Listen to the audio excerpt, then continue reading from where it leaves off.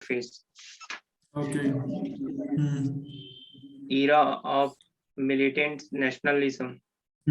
First phase of revolutionary activities. First World War and nationalist response.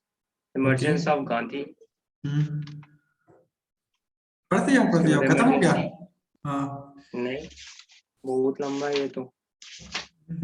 तो book को देख के तुम्हें अभी इतने दिन से तुम पढ़ रहे हो तो तुमने इसमें से बहुत सारी चीजें सुनी होंगी। क्या क्या सुना है तुमने? अब बुक बंद कर दो, बुक बंद कर दो, पेन उठाओ, एक पेन उठाओ, कॉपी उठाओ, मैं बुक को रख अभी दो अभी साइड स्टार्ट में। किया इसको। नहीं नहीं, मैं ये मैं तुमसे क्वेश्चंस नहीं पूछ रहा उसमें से। हाँ, मैं तुम्हारा ब्रेन मैपिंग देख रहा हूँ कि तुम्हारा किस तरीके से तुम बुक को देख के तुम्हारे क्या सोचते हो तुम। अब पेन उठाओ, पेन उठाओ, कॉपी उठाओ। ठीक है, हाँ उठा लिया। अब, हाँ उठा लिया। अब तुम ये बताओ कि तुमने इस जो जो चैप्टर्स के नाम पढ़े उसमें से तुम्हें क्या इंपॉर्टेंट लगता है, उन चैप्टर के नाम लिखो। क्या तुम्हें लगता है गांधी इंपॉर्टेंट हो सकता है? हाँ, एडवेंट ऑफ ब्रिटिशर्स इंपॉर्टेंट हो सकता है? प्रीलिम्स पॉइंट व्यू से। वो मेंस पॉइंट ऑफ व्यू से भी इंपॉर्टेंट है, ठीक है ना। फिर से प्रीलिम्स और मेंस तुम आ गए वहीं पे। मैंने क्या बोला है? प्रीलिम्स मेंस नहीं करना है। ठीक ये है, बिल्कुल ये बात मत करो कि प्रीलिम्स पॉइंट ऑफ व्यू से इम्पोर्टेंट है। वो अभी पेपर देखा इस बार का, अभी जो पेपर आ रहा है ना वो सारे पॉइंट ऑफ व्यू से इम्पोर्टेंट है, ठीक है ना। तो जिसने मेंस की ठीक है। प्रिपरेशन नहीं करी ठीक से वो प्रीलिम्स क्लियर कर ही नहीं सकता। वो गए जमाने पहले कि प्रीलिम्स आ गया 3 महीने पढ़ लिया, ये इम्पोर्टेंट है, पढ़ लिया, हो गया काम। ठीक है, इम्पोर्टेंस होता है, इम्पोर्टेंट चीजें होती हैं पेपर के अंदर, लेकिन ठीक है, मेरे कहने का मतलब यह है कि इसमें तुमने अभी चैप्टर्स की रीडिंग करी तो एक एक लगता होगा ना यार कि यार ये चीज इंपॉर्टेंट हो सकती है, ये चीज इंपॉर्टेंट नहीं हो सकती है। ठीक है, तो वो चीज नोटिस करना है। वो जो तुम पढ़ोगे तो धीरे धीरे तुम्हें खुद समझ में आने लग जाएगा कि यार हाँ ये गांधी जी के बहुत सारे क्वेश्चन। इसलिए मैंने बोला था कि एक बार तुम, एक बार क्या हमेशा ही तुम स्टडी करा करो, पेपर्स को देखते रहा करो, क्योंकि एक बार में याद नहीं होती चीजें हमको। ठीक है ना। जो क्वेश्चंस के ठीक है। रिपीटेशंस होते हैं ना वो इसी तरीके से होते हैं कि हमें पता चलता है कि हाँ भाई ये क्वेश्चन आया है इसमें से, ये इस टॉपिक में से क्वेश्चन आता आया है। ठीक है ना।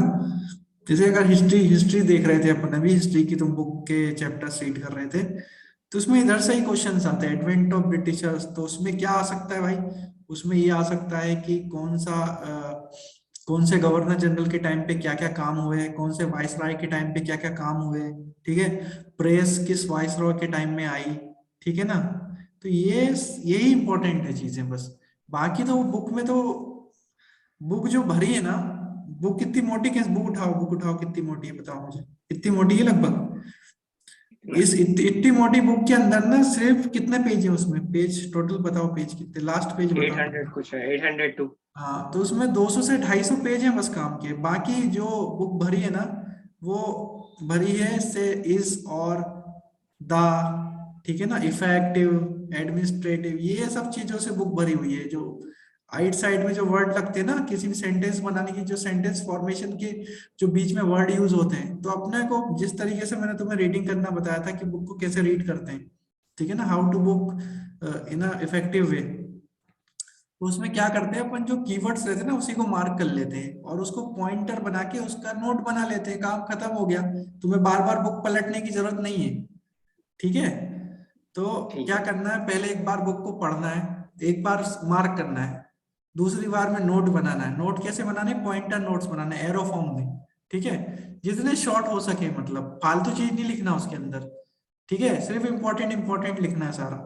ठीक है, बस एक बार हो गया, बुक खत्म हो गई, एक बार तुम्हारे नोट्स तैयार हो गए, उसके बाद बुक उठाने की जरूरत नहीं है दूसरी बार। फिर सीधे लगाओ क्वेश्चन, जितने क्वेश्चन लगा सको।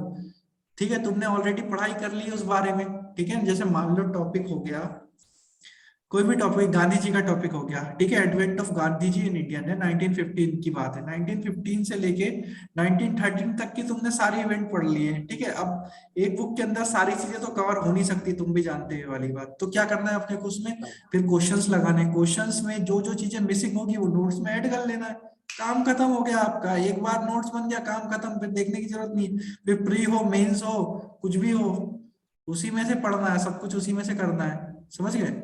कुछ है ही ठीक है। नहीं। तो इसमें ऐसा मेरा मेरा वो नहीं है इसके अंदर कुछ कि मैं तुम्हें बताऊंगा तुम तभी करोगे, तुम खुद से भी कर सकते हो ये।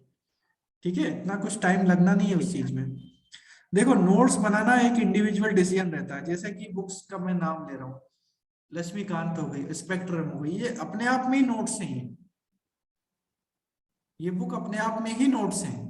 लेकिन मेरा जो तुम्हें बताने का तरीका था कि तुम अब जैसे एग्जाम है कल, ठीक है, कल नहीं, आज की तारीख क्या, 27 है, 29 तारीख को तुम्हारा यूपीएससी का प्रीलिम्स का एग्जाम है, ठीक है, या मेंस का एग्जाम है।